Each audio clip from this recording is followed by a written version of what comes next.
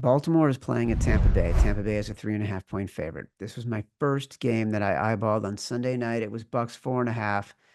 The pros hit it immediately. It's now 3.5. It might have been because I was saying how much I liked it at 4.5. And the reason I like this is because of what the Bucks can do against the run with Vita Yeah. Vea in the middle, and what Baker can do against a really bad Ravens pass D. Like we're going to talk about the Ravens rush D is borderline. Rush offense is borderline historic, and their rush D is great, top 5 in the league. There's no doubt about it. But like this Bucks D is dreadful in coverage and against the run.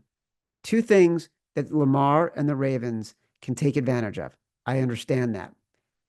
But this Ravens defense has been so bad that it gives every single quarterback a chance to stay in the game. And I do think what we'll see with the Bucks that we didn't see with the Commanders, who also had a chance to backdoor cover on this.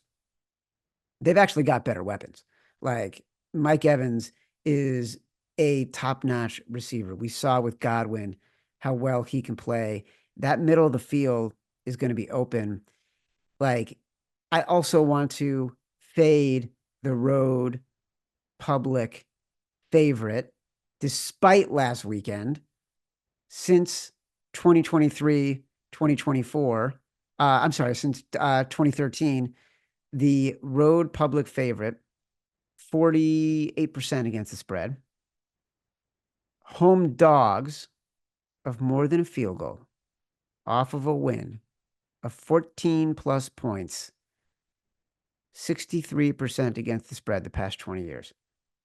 It's just a good spot for Baker. Give me the Bucks, exact decision. Yeah, I love that stat. And we talked there's going to be a bunch of home dogs this week that you're going to get a free point of value. This is the game we already lost that point, right? The 4.5, it's gone. It's 3.5. Same with the Giants. Giants were 4.5. Now it's down to 3.5, 3. Clearly the professionals took a stand on those games because you talk about they're just those numbers are too high for those matchups against those teams. And you nailed it here with your Tampa breakdown. My only hesitation if people don't put your full unit yet on this Tampa line. What's the deal with Mike Evans? Well, I need to know what's going on with Mike Evans because that is a key to me to what makes that offense just tick. There's no one like him in the NFL in the red zone right now. Like he is, him and Baker especially. They're so good in the red zone together, setting up easy touchdowns. I think Baker's up to 15 touchdowns. And earlier today, I did that show Roundtable, which if you haven't listened to it, go check it out. It's in the Action app, and you can find it in the Action Network on all different podcasts. Brady Anderson had a great bet about Tampa being one of the more undervalued teams right now. You can get them at 22-1 to be the 1 seed in the NFC. Like this, if they win this game, they pull off this upset, that immediately will drop down to 15-1, 16-1. Like that's a huge line mover, this win right here. So that's the type of thing where if you're hesitant, you don't want to bet the money line here because Lamar is, this is another Evans. I think he's up to 23-1 straight up against the NFC. I totally understand the hesitation. I mean, me and Chad are no doubt going to have this in the money line round robin, but matchup wise, you nailed it with the Vita Vea take though. Like he's gonna shut down what's been the motor of this team right now, which is Derrick Henry. Like everything is really run through him.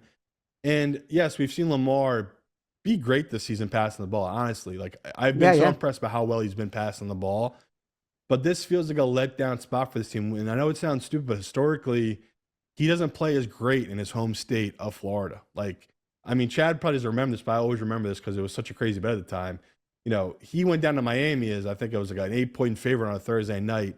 He got absolutely rolled by Miami. I think he lost by like 5 or 6. And it's just these type of scenarios where it's like he's a big favorite. Everyone's blowing smoke. He heads down to Florida and his team gets rolled. It's happened before with this Lamar team. So the trends like it. We like the number.